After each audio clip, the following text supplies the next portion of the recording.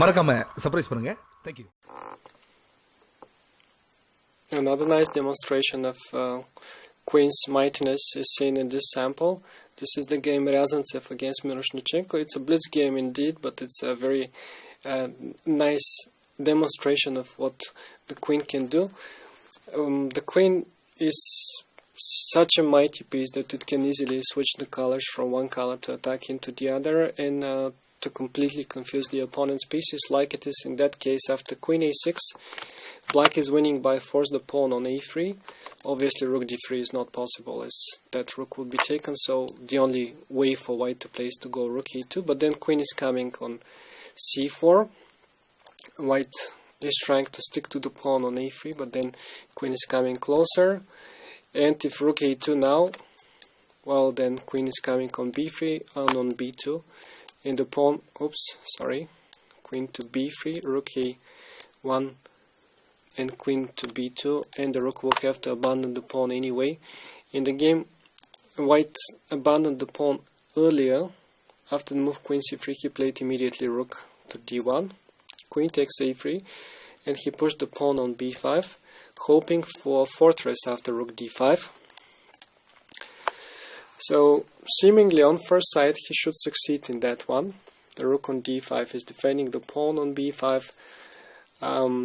and the rook itself is defended, and everything seems to be defended in White's camp. But there is a pawn which is standing on a black square, and this is the pawn that Black is heading to attack right now, and this is the pawn which ruins the defense. After the move Queen c3, Black is threatening Queen e1 check and to take this pawn.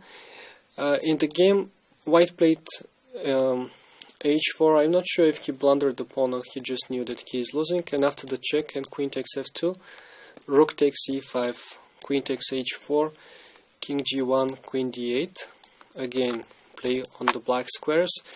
There was another typical blunder for the blitz, rook c5, he lost the rook and he resigned, but of course there was no salvation here, even after the correct rook d5. On the other hand, if after Queen c3 White had tried to defend himself with a move like King f1, this wouldn't help neither, as after this check and say King g1, Black is going to play h4 himself, and that pawn on h4 would be the decisive thing about the game. Next, the Queen is coming closer on e1, say for instance King h2, Queen c1, the Queen is heading for the e1 square and to take this pawn, and if White defends on the first rank with the rook, then there is always a move like Queen b2, and White's coordination is spoiled. There is no fortress, he is losing first that pawn, and after that the black pawns on the king's side will start to move, or Black can also use this idea of bringing the king all the way to f4 to help the Queen and to win the game.